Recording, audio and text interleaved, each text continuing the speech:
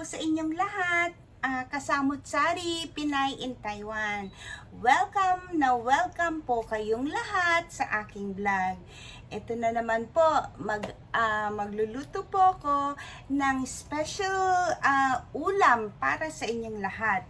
Sa mga ka-brothers, sa mga ka-sisters, good morning! Good morning! Nag-almusal na po ba kayo? Ako po, coffee lang po talaga sa umaga. Hindi po talaga ako nag-aalmusal.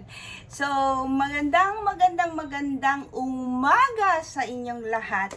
Okay po, so may content na naman po akong isi-share sa inyo. Hopefully po na magustuhan nyo. Okay po? So, ipe-prepare ko lang po ang kanyang mga ingredients. Pagka naluto natin yung itlog, hanguin po muna natin.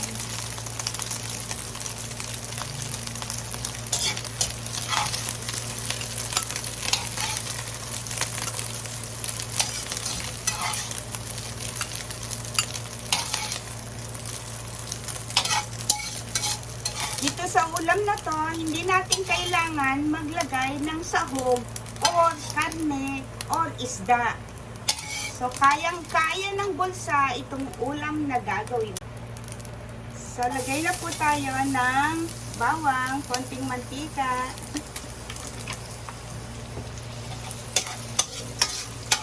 Igisa na po natin ang bawang, sibuyas,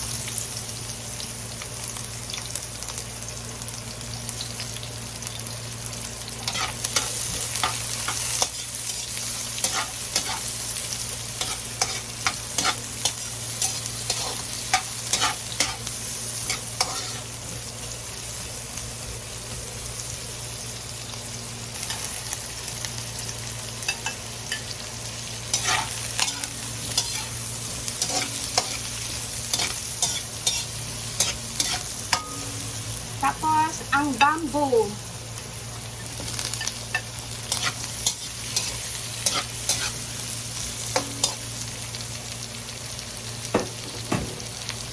Mag-add po tayo ng water para mapalambot natin ang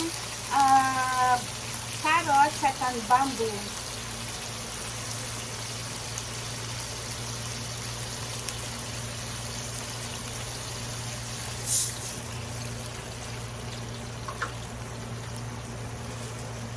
Timplahan po natin siya ng patis.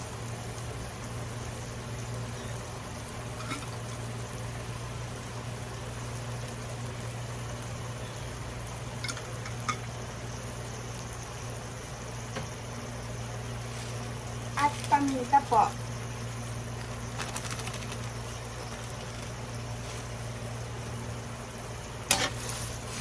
So, ating pong palambutin muna ang bamboo at ang carrots. Hintayin po natin. Tignan po natin kung malambot na yung carrots. O, half cook po. So, pag half cook, ilagay na po natin yung itlog para lumasa.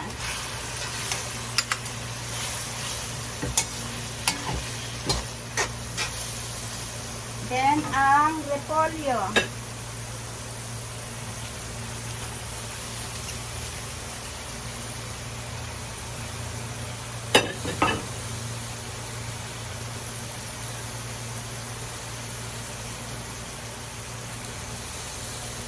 Kulangan po ako sa water, dagdagan ko po siya.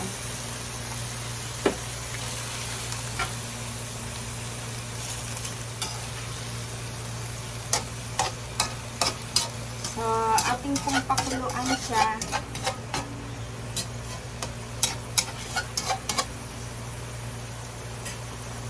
Pakuluan po uli natin. Ito na po, kumulo na po ang ating repolyo. Ang ating ulam, kumulo na po siya. Kung gusto ko ng mga bata na medyo merong sabaw, huwag niyo pong patutuyuan. Tikman po natin kung meron na pong lasa.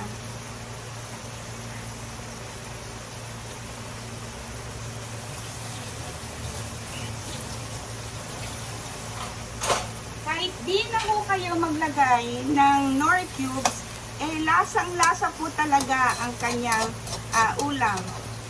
Ang kanyang repolyo, ang mixed vegetable natin. Okay. Ang pinaka-last po, ang ating onion stock.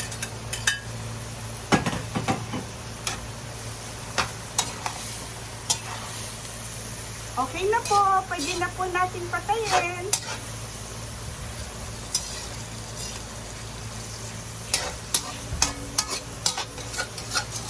Malasang-malasa po talaga. Okay, done! Hi guys! Ito na naman po, nakatapos po ako ng isang ating content na budget ulam meal. Isa po siyang affordable at kayang-kaya po ng bulsa. Parang para sa ating dinner man o lunch. Okay? Wala po akong nilagay na Nor cubes or wala po akong nilagay na karne or something. Pero lasang-lasa po siya kasi po may nilagay po tayong itlog. So, kumpletong-kumpleto pa rin po ang kanyang sustansya. Guys, subukan nyo po at magugustuhan nyo ang lasa. Okay. So, tiyak na masarap po ito.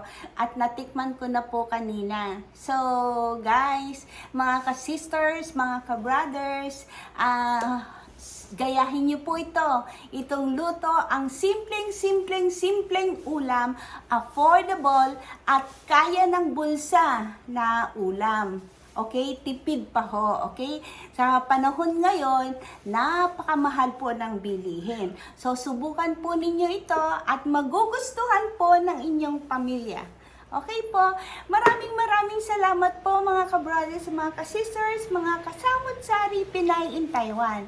And hopefully, mag-like po kayo. Don't forget to like, subscribe, and mag-comment pa po kayo kung ano ang gusto nyong ipaluto sa akin. Yung simple lang po ha. Hindi po talaga ako professional na magaling magluto. Pero hindi naman po ako napaghuhulihan. Okay po, maraming salamat po sa inyong lahat. And hopefully, magkita-kita tayo sa next episode natin. Sa next content po natin. Maraming salamat po. God bless us all. I love you.